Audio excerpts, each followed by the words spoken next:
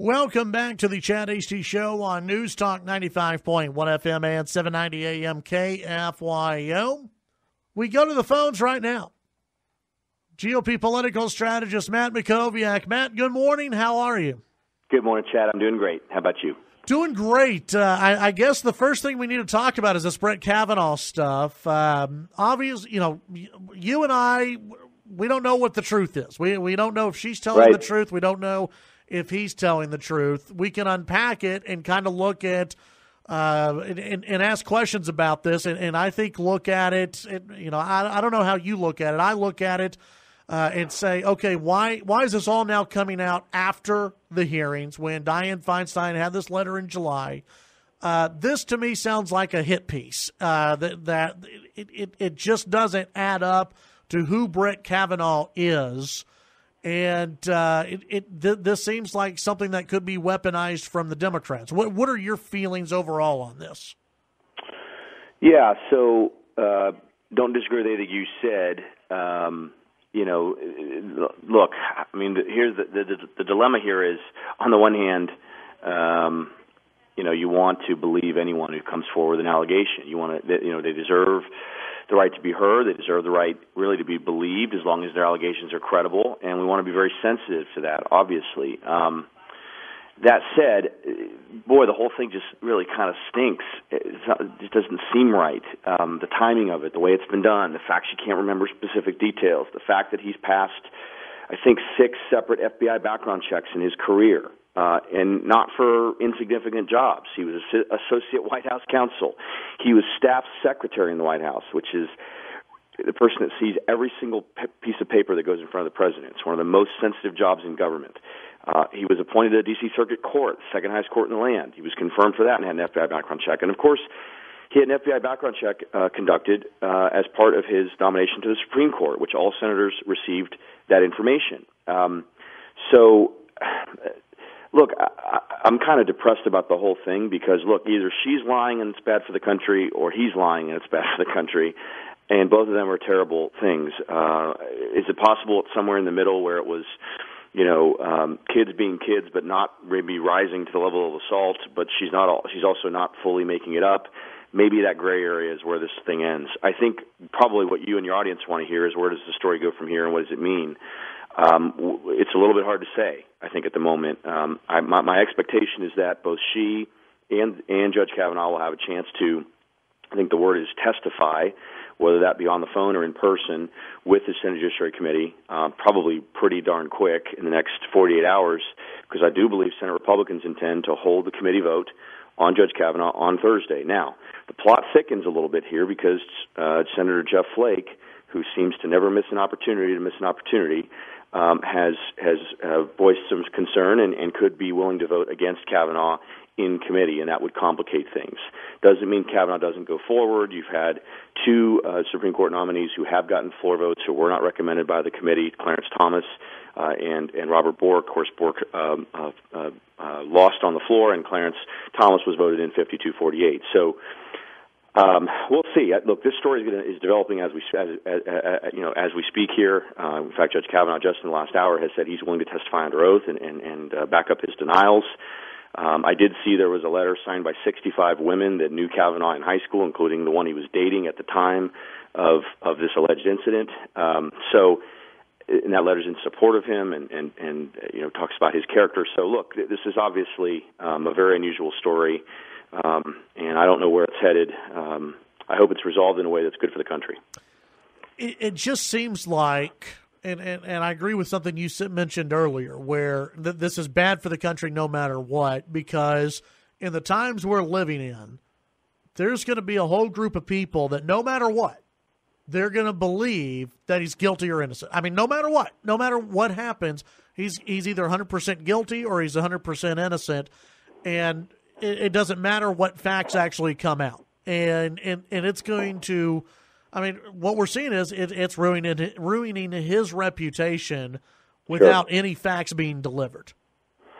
No, and I mean, even in the Washington Post, when she spoke to Washington Post, I mean, she freely admits there are a lot of details she doesn't know. She doesn't know where it happened. She doesn't know exactly when it happened. How do you deny an allegation? How do you prove an alibi if you don't know when or where something happened? Right. right? Put yourself in Kavanaugh's position for a moment. Say someone said to you 35 years ago, you assaulted me.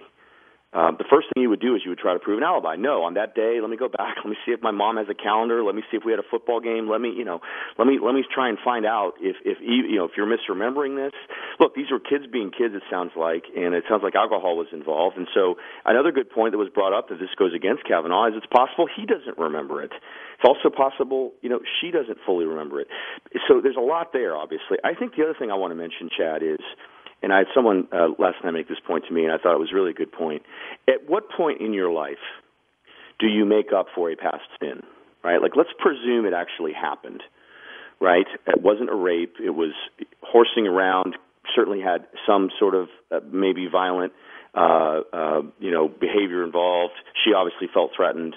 That's a horrible thing. It's almost surely illegal if it happened. But 35 years later of exemplary service to the country, of an outstanding record, of true integrity, of being married and having children, is there never a time when you can atone for something, or when you can demonstrate your life is different than perhaps one moment that may be described? Again, that's presuming it actually happened. So, it reminds me of the old phrase from the Clinton days, the politics of personal destruction. That's where we are. Judges used to be off limits in this way, right? The question was, are they qualified? Are they a good judge? Will they look at the law? Will they look at the Constitution? Will they be fair and impartial?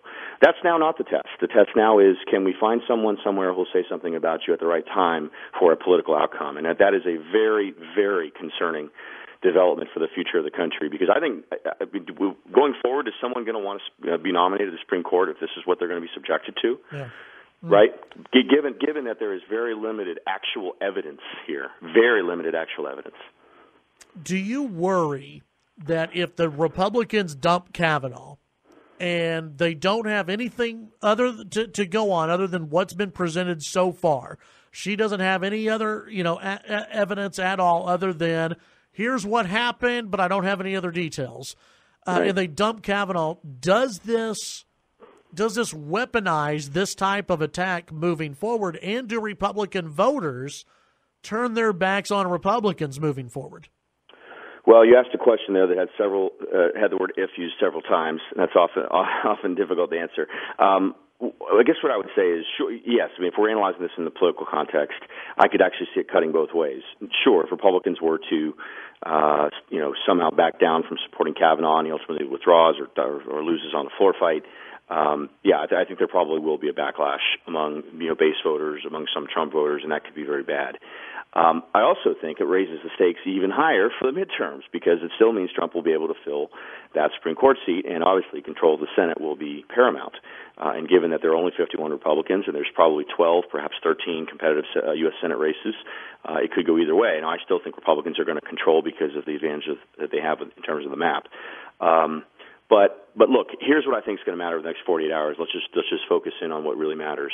What's going to matter is how credible are his denials when he's answering questions to the Senate Judiciary Committee, and how credible are her claims, right? And that is obviously going to be done in private. It's a very sensitive situation. You have victim privacy rights. You have a lot of factors that play in. But she's obviously been able to make her claims with the Washington Post now. All he's done is deny it. That's not going to be enough. She's going to now have to answer questions. I think Senator Feinstein needs to answer questions. She learned about this in June. Yeah. This woman did a polygraph in August. We're now learning. Why was this not brought up in the hearing? Why was it not brought up in the private hearing? Should have been brought up there. That was the time to ask him. It makes you wonder, if you look at this, they're doing this to delay. Delay is the goal. It's actually not even to defeat him. It's to delay it. Delay it past the election. Delay it past the first Monday in October when the new Supreme Court term begins. What is that purpose? Why delay? I mean, if he's going to get on the Supreme Court, what is the reasoning to delay? Two things. One, their base wants a victory, right? There's no question that that's part of it. But second, I think they believe there's an outside chance they can take the Senate majority back, and that would prevent the swing vote of Kennedy from becoming a conservative vote for the next 30 years with Kavanaugh. I mean, the stakes are very, very high for generations here, certainly for the next few decades. on the Supreme Court. So I agree with you. I mean, the scorched earth tactics against a nominee who ultimately, certainly as of 2 days ago, was likely to get 55, 56 votes is really unreasonable and doesn't make a lot of sense. I think now they think they finally found something that's getting some traction. But again, what's going to matter here are the credibility of the claims and the credibility of the denials in private with the Senate Judiciary Committee, which I expect will happen in the next 48 hours, because they're going to need to know what's going to happen. Are they going to hold the committee vote? They've already delayed it 1 week. Last week at the request of the Democrats, which was their right to delay it by 1 week. They can't delay it again unless Republicans agree, and so far they have not been willing to agree to delay again. Is there any chance? Well, last question on this before I move on to the Ted Cruz Beto O'Rourke campaign. Is there any chance, if Republicans decide to move on from Kavanaugh, that they can get somebody else through, and voted onto the Supreme Court between now and the midterms? I don't think so. Not in the midterms. Now, that said, Senator McConnell has said he intends to keep the Senate in session in October. So that would give them more time. But look, generally, the nominee has to be selected. They have to be announced. A background check has to be complete. They have to do the round of meetings with Senate Judiciary Committee members. They have to schedule the hearing. They have to hold the hearing. I mean, you're talking about a process that is generally 2.5, 3 months. And as we sit here, we got 48 days till the midterms. Right. So, it could potentially be a lame duck type of effort where you have the current Congress consider it and do it, which could be in late November or early December, perhaps. Look, I still think, with absent some just crucial detail that we don't know right now, I still think he's likely to receive a positive vote in committee and to be confirmed probably next week. With somewhere between 51 and 55 votes. But again, the piece that matters here, and I know I've said this twice already, is how credible are his denials when he's answering questions in front of the Senate Judiciary Committee, because it's going to come down to, Jeff Flake. And then the other question is, what do the swing votes do? What is Susan Collins stick with him? Does Lisa Murkowski stick with him? Susan Collins talked to Kavanaugh on Friday for an hour on a previously scheduled call, and I imagine they got into all these issues. Yeah. All right. Let's quickly look at the Beto versus Cruz race. It looks like they're going to have 3 debates before the midterm election. What do you think about that? Is that good or bad? I think it's good for both. I think it's a good thing for the state. I think it's a good thing for Cruz. I think Cruz will do well. I think he's going to nail Beto down on his policy views, which, Beto's running on his personality and his sort of fantasy stuff, not really the fact that he's for Medicare for all, which will cost $32 trillion over 10 years, or impeaching Trump, or being open to abolishing ICE or supporting sanctuary cities. I mean, these are his actual views. He's outside the mainstream of Texas on those positions. There's no question about that. And I think that's why Cruz initially proposed 5 debates. O'Rourke basically canceled the first 2. He refused to appear. So we'll see where it goes. These debates are going to get probably pretty good attention. I mean, O'Rourke has gotten a lot of national attention, and I think everyone's going to want to see how Cruz handles it. So it'll be interesting to see. Cruz is obviously very, very, very good at this. I think sometimes people forget that. I wonder if if like a Fox News or anyone will pick up. They picked up, what was the Florida gubernatorial primary, or one of the debates there. I wonder if they'll pick up one of these debates. I think C-SPAN will certainly air it. Whether someone else does, would probably come down to those stations. I understand that there are 3 separate ones, Dallas, Houston, and San Antonio. I imagine at least one of them would probably be picked up nationally. But I also don't know that that's probably something Cruz would want, because a national debate would probably result in a lot of Democratic liberal money flowing to Beto.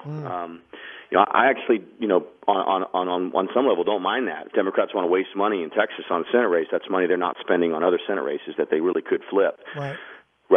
So we'll see. It's interesting. O'Rourke, didn't do the first 2. Usually the underdog wants to do debates. I don't know why he did that. He went to New York to do television with Ellen DeGeneres and Stephen Colbert. He's doing national fundraising. So it's interesting. But ultimately, he obviously felt like he needed to do some number of them, and they finally got an agreement. Matt, tell folks about your podcast and also how they can sign up for your newsletter. Yeah, the newsletter is Must Read Texas. We have 3,000 subscribers that receive our daily update on Texas politics, sent every weekday morning. It's a fabulous product I know you enjoy. You can get a 1-week free trial at mustreadtexas.com. My podcast is called Mac on Politics. Just did our 100th episode. Most recent episode is with Chris Steigerwalt, the politics editor at Fox News. He just wrote a book on populism that's fascinating, and we get into kind of what populism is, why it matters, and how it's come back into the political debate. You can find that in iTunes, Google Play, Stitcher, and on the web at mackonpoliticspodcast.com. Very good, Matt. As always, appreciate your time. We'll visit with you later on. Sounds good, Chad. Have a great week. See you. That's Matt Mackowiak.